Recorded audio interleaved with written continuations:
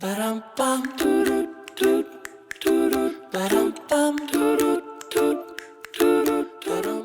guys, I'm Mel. I am the CEO and chef behind the brand Bake It with Mel. I create these amazing baking kits that come with everything you need to make totally Instagrammable desserts. Today, we've done this amazing collaboration with Already Baked, and they make these absolutely delicious cake layers that come frozen, delivered right to your door. Today, we're gonna decorate this cake with a vanilla buttercream, and we'll show you some really fun piping techniques that you can do. And of course, we're gonna do a secret explosion in the center of the cake, so you'll learn how to do that too. All right, it's time, guys. Let's take a peek into our baking kit, and we can see everything that you get in order to decorate these amazing cake layers. So we have our sprinkles, our powdered sugar, a little offset spatula. Of course, we give you the cake board and a piping bag. And last but not least, we also have our piping tip. With this decorating kit, you get 4 of these unbelievable, already baked cake layers. I think we're ready to get started. Okay, so the most important thing when you're making buttercream, I have to say, is room temperature butter. You want it not to be melted, but you want it nice and soft so that as soon as you turn on your mixer, it spreads perfectly. Okay? Step 2, we're gonna grab our already pre-measured sugar here, and now this is powdered sugar, so it's already got a little bit of like cornstarch in it, so that's what actually binds your frosting together. And it's important to add this sugar in about 3 parts. Also, a little pro tip, I'm sure you've done this at home, definitely lower the speed before you go ahead and pour it in, because if not, it's gonna snow all over here. So we're gonna turn this off a little bit and go ahead and add in just about 1/3. And now we're gonna go ahead and mix this on like a medium speed for at least 3 to 5 minutes. So while we're mixing our frosting, I still have a little bit more powdered sugar to go ahead and add in there, but I'm gonna get started on removing the center from these cake layers because I don't wanna rush my frosting. So right now it's still a little bit yellow, and you'll see if we let it mix a little bit longer, it's gonna get even whiter. So I know what you're thinking. You need a bunch of tools. I've never been able to make this explosion cake before. How do they not melt in the oven? How do we do this? It's actually very simple. You can actually do it with your very own paring knife in your kitchen, and we're just gonna actually cut right into the center, like a little circle, and push it through. So you just want to loosen it a little because you definitely don't want to break them, so be gentle. And then you just remove it. Now, it's tempting. You probably want to eat this, but you're going to want to save at least one because we're going to need one, and you'll see why. So don't eat them yet. Okay.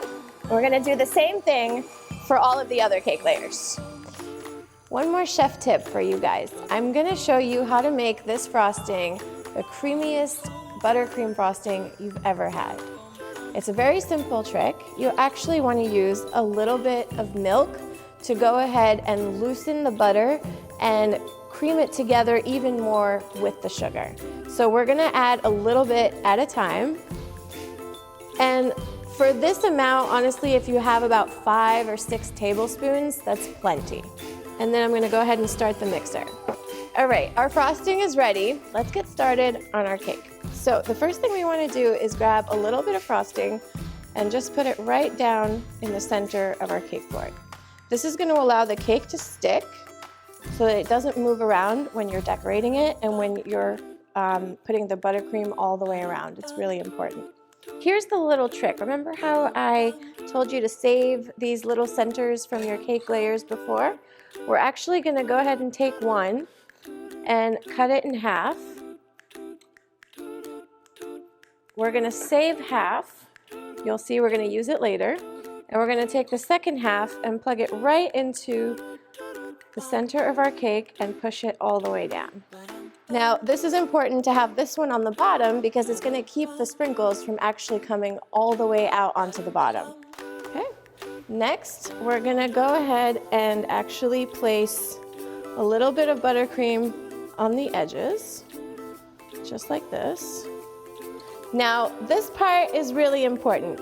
You really definitely do not want to get buttercream in the center of your cake. So I'm showing you a technique right now that you can do with just the offset spatula. And then once we do the second layer, I'll go ahead and show you the technique using the piping bag. Okay, but this is just to show you kind of how to get started with your little offset spatula. And we put a little bit of buttercream frosting, just like that, all the way around to go ahead and stick our second cake layer. Now, once we place our cake layer on here, you can see that the holes perfectly match up, so we'll be able to pour our sprinkles through. Now we're gonna go ahead and grab our piping bag, and I'm gonna show you a few tricks so that you can actually feel like a total pro while you're using this. So the first thing we wanna do is go ahead and cut the tip off. So right now we're just gonna go ahead and cut about there.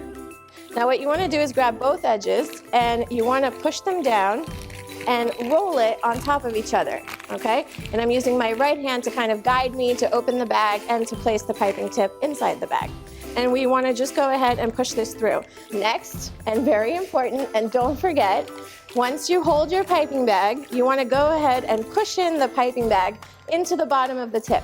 This is gonna keep the frosting from falling out or anything else that you decide to load into your piping bag when you're baking. I'm gonna use my small offset spatula. I don't need any other tools here to go ahead and load the frosting. Okay, now don't overload your frosting. You can always fill it back up. So now what I wanna do is go ahead and lift back up the top of the piping bag, like so. And like I said, since I'm right-handed, I'm gonna go ahead and grab the piping bag here, right from the top, and just lightly twist. See that motion? Right here, and just twist one more time. Now we're gonna pull this out, and we're gonna let all the air out, so I'll be able to actually push the frosting all the way down to the tip of the piping bag without any mess and without any spill. So I'm gonna start here from the outside, and I'm kind of just gonna pipe the frosting all the way around. I'm gonna grab my little offset spatula and just kind of just flatten the frosting down a little bit. Perfect. Now again, I avoided the center of the cake, which is really important because when we put this cake in the refrigerator, the buttercream is going to solidify with those sprinkles and it's going to keep them from falling out. Okay, perfect. Now this is my favorite part, and I'm sure it's going to be your favorite part. This is when we get to grab our little bag of sprinkles and fill the center of our cake.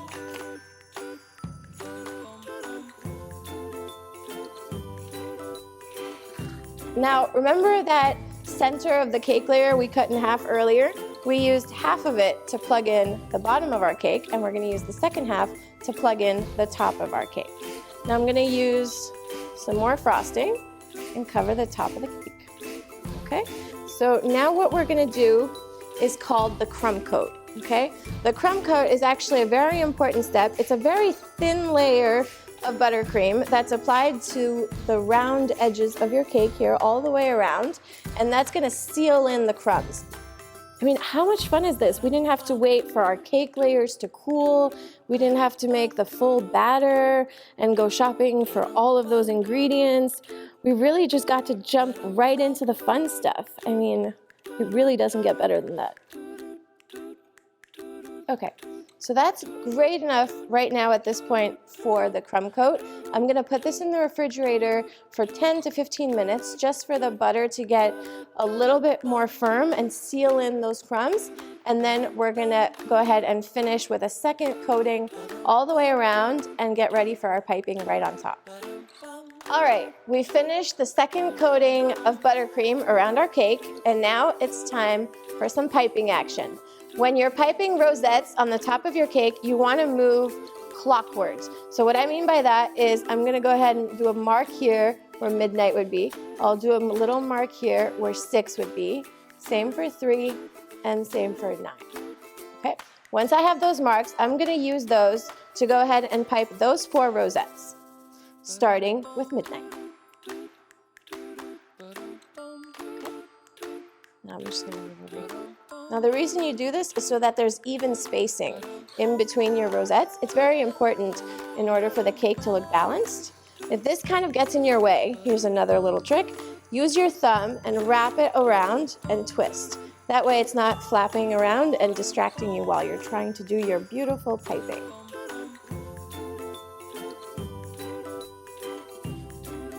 Okay, and then we had one more.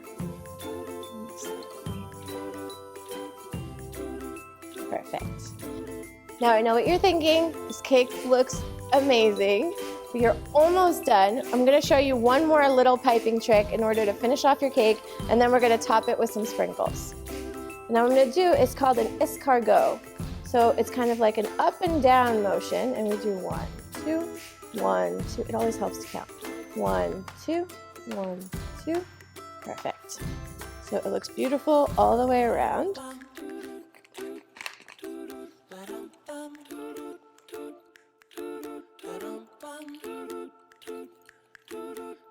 I know what you're thinking. There's flying sprinkles everywhere, but that's totally fine. Like I said, I think life is always better with more sprinkles. What I'm gonna do is also just take a little bit in my hand, and I'm gonna apply them to the top of where we just piped. Just be careful to not touch the piping that you just did because the frosting is still really soft. Ta-da! Guys, I'm so excited. We made it to the end of our cake session here with Bake It with Mel and Already Baked. This cake is absolutely beautiful. I hope you guys learned a lot about baking techniques, piping techniques, decorating techniques, and all that good stuff. One last little comment. If you are decorating and baking, make sure to add us or tag us on Instagram. I help all my bakers live. If you have any questions about decorating or piping or all that good stuff, make sure to ask me.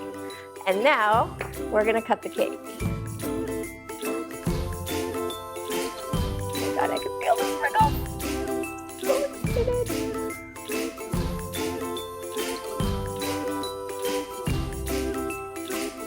Okay, moment of truth.